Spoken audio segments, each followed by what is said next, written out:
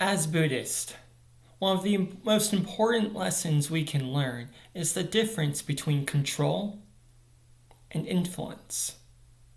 And in order to understand the difference between control and influence, we first need to understand karma, which on the surface seems so simple that most of us skip right over it. But it's very important not only to our understanding of Buddhism, but also to our general sense of well-being as human beings. Karma, simply put, states that every cause has an effect. So we might say that if we plant a rose bush in our yard, that's a cause, and the effect is that rose bush will grow. And that's a good tip of the iceberg understanding of karma, but there's a lot more to that because karma does not simply state that our actions, our causes create effects.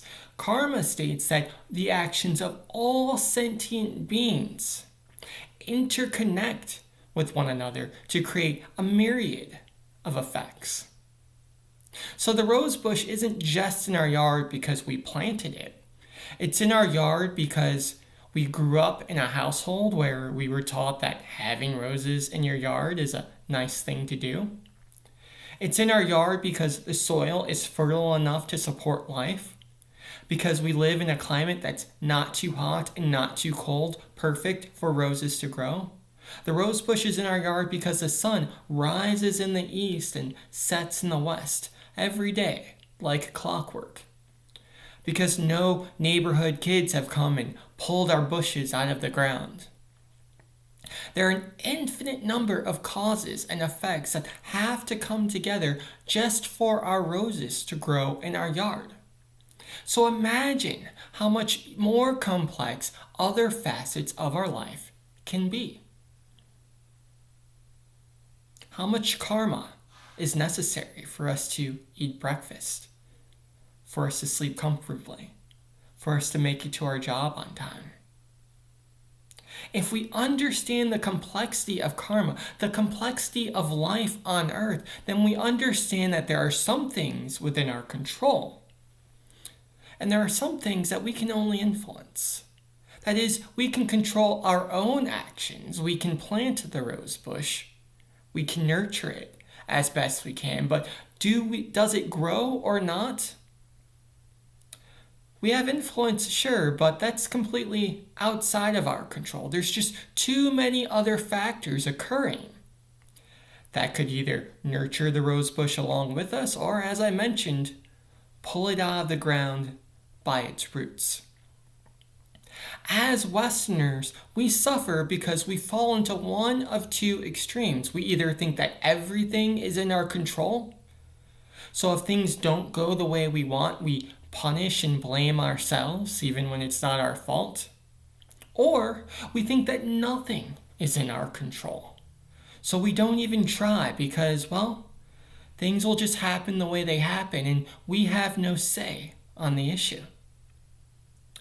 Buddhism, unsurprisingly, walks the middle path. We understand that there are some things within our control. There are some things that are not in our control that we can only influence. And by studying each facet of our life, we're able to learn which is which. And we take responsibility for the things we can control. And we are more laissez-faire, more hands-off over the things we can just influence. We control planting the rose bush, but we don't try to control the weather. We control how we speak to our neighbor using kind, loving speech, but we don't try to control how they speak to us.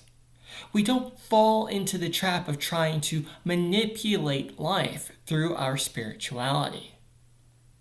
Sometimes as Westerners, we think that if we're Buddhist enough, if we're spiritual enough, then everyone around us will react accordingly and be kind and loving and spiritual in return. But that's not how it works. We can do everything right on our part, and maybe because of karma that we will never understand, they respond angrily towards us. We can influence their behavior through our actions. We can plant the seeds of a kind conversation, of a good relationship, but we can't control whether or not that occurs. So I encourage you today to take stock. Think about the things you can control in your life. Think about the things you can only influence. And for those things we can only influence, things that are karmically outside of our wheelhouse, so to speak, maybe we can try to loosen our attachment to those things and learn to let them be what they are. And for those things that we can control, well, maybe we can drill down and really ensure that we are doing the things that we can control to the best of our abilities so that we can save both ourselves and all sentient beings from suffering. Amitabha.